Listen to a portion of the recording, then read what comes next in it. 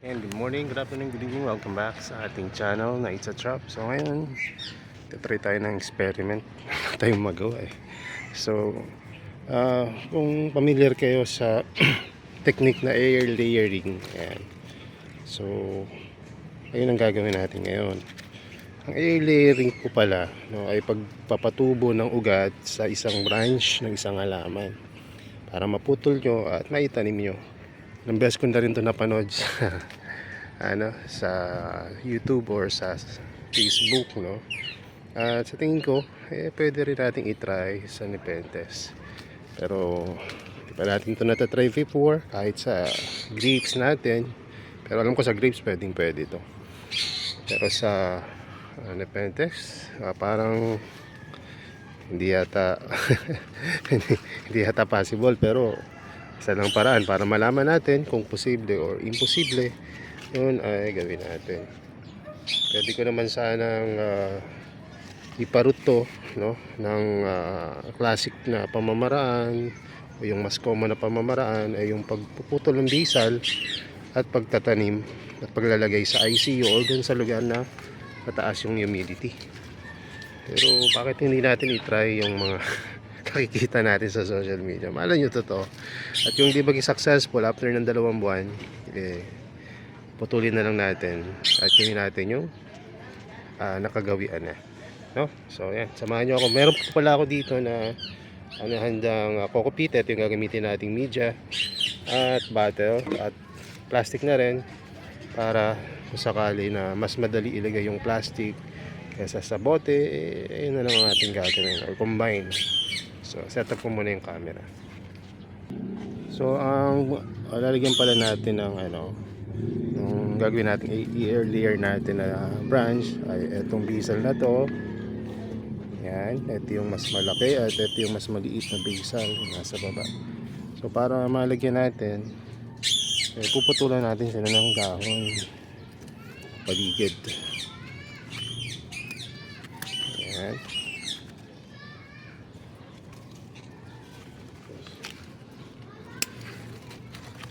Fast forward na lang natin para hindi masyadong matagal.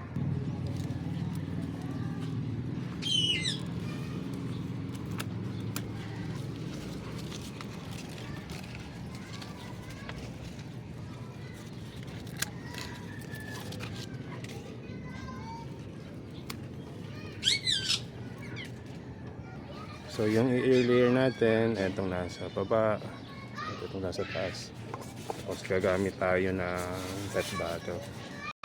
So ayan, tinutol ko sa kalahati yung bote, plastic, tapos nalagyan ko sa taas, sa baba. Dapat nga pag ganito na lang sana ginawa ko, diba? Kaya lang hirap butasan itong nasa siya, matigas. So lagyan muna natin ng coco pit isang side.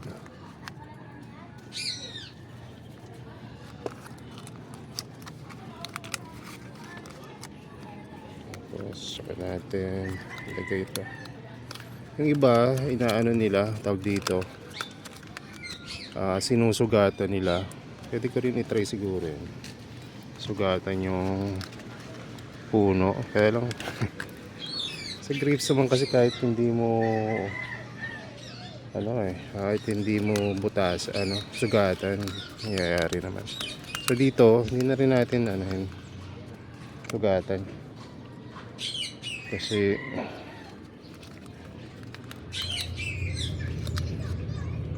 baka mag-cause pa ng pagkabulok.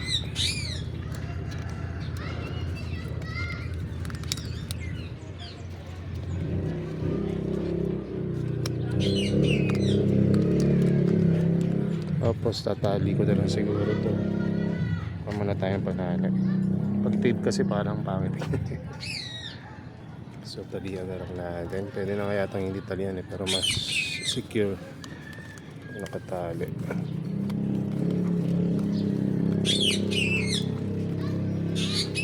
Kung pwede pala to, edi gawin na rin natin sa iba pagka naging successful to dito. Isip ko rin naman talagang tanggalin tong bisal at malaki na sila. At may mas maliliit pa akong diesel dati na tinanggal. Successful naman ang pagpaparoot, no? So ko lang itry ito kasi nga baka mas mabilis at mas mataas yung probability na maging successful, mabuhay yung diesel kasi nga nakakabit pa sa mother plant may support. So ayan, sana okay na isa. Tapos siguro cover na lang natin yan ng tape para hindi masyado baga magkaroon ng humidity ba. Magkakaroon pa rin naman ng moisture yan kapag hindi niligan natin. Ayan. So isa pa siguro. Kaya dapat hindi tayo nanonood basta-basta ng mga ano. Pero okay rin naman to. At least na itatry natin yung mga ibang technique na ginagawa sa mga ordinaryong halaman. Tapos kita ba? Ito naman yung next. Gawin kaya natin. Ito naman yung ating sugatan naman natin to. Tulad dun sa napapanood natin. Para dalawa. Isang wala, isang meron. Tingnan natin anong yung magiging outcome, di ba? Mas exciting. Saglit lang kukuha lang ako ng pangsugat or para ma-expose yung mga vein ng halaman. So usually doon nagkakaroon ng puts eh. So, wait lang ha. So yan, wala akong makitang kutsilyo. Yung nakita ko ito, gunting na so sugatan natin dito. Sugat na ano lang, hindi mapuputol yung halaman. Eh kung maputol, hindi putol. Eh.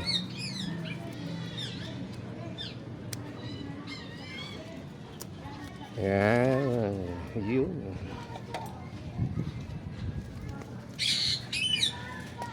So ayan, expose natin. Meron na dyan na natapyas. Tapos ito naman siguro yung gamitin natin.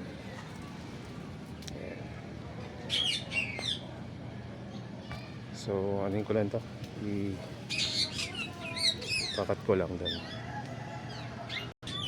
Hindi ko pala ina-advise to sa, hindi ko ina-advise sa mga beginner na konti pa lang halaman kasi baka mamatay, eh, sayang, diba? So, sa mga marami ng halaman, wala na magawa. So, pwede ko itong i-try. Pero sa tingin ko may nakapag-try na ito. Hindi lang ako active sa mga community ngayon. Marami ako nakikita ng mga nag-experiment, magagaling. So i-tape na lang siguro natin to kasi parang mas madali siyang i-tape kaysa itali.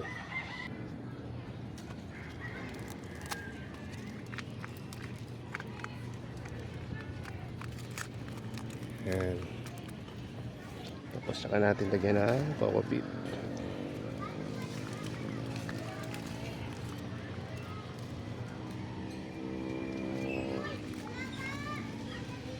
Yung maging successful, di ba? Eh di may spare si mother plant.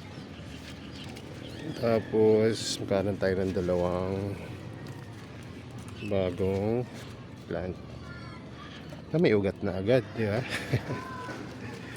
Ang ganda kasi yan, hindi na magtatamlay yung mga ibang dahon. Pagka ginawa mong bisal yan, automatic yan, di ba? Yung mga dahon niya na iba, eh alam niyo na mangyari. Dito ano ba tayo, matutuyo. Tapos lagyan natin ang additional na cover, pwedeng tape pero malaki-laki kasi yung ginamit natin. Gamitin na lang natin to. Tapos tapean uli natin.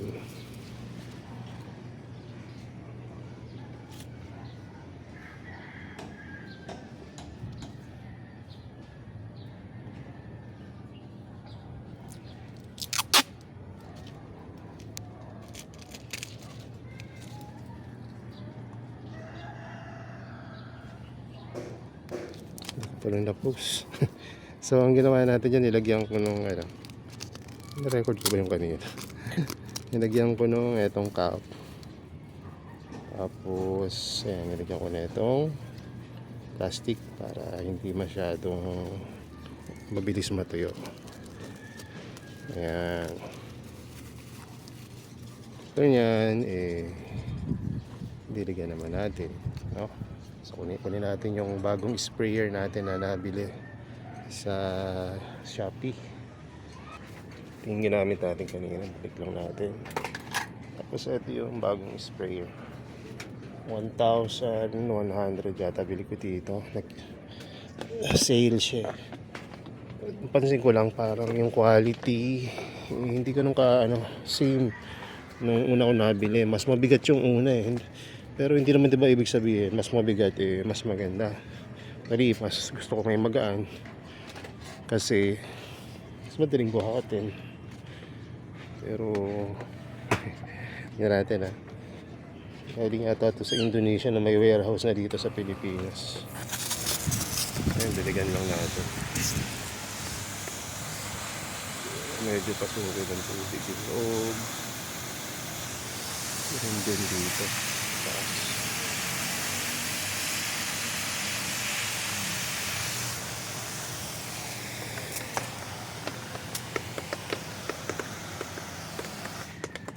Ang medyo hindi ko na nagustuhan dito, walang switch sa handle.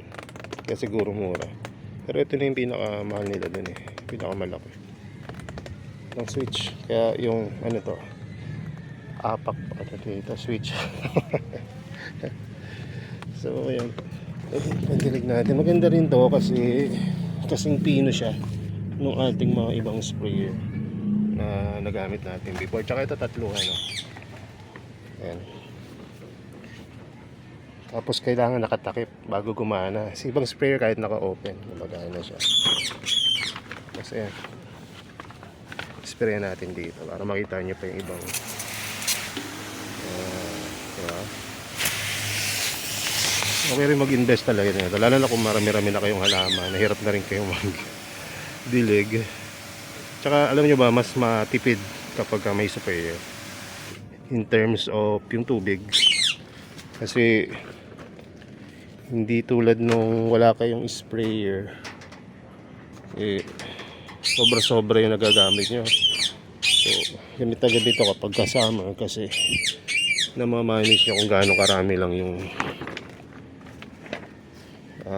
kumbaga hindi ganun karami yung water waste. Tulad pag diba hose, malakas ang pressure lalo na dito. So ayan, nadilikan na natin. Let's just wait kung anong mas okay, yung may sugat o wala o parehas na palpak or successful.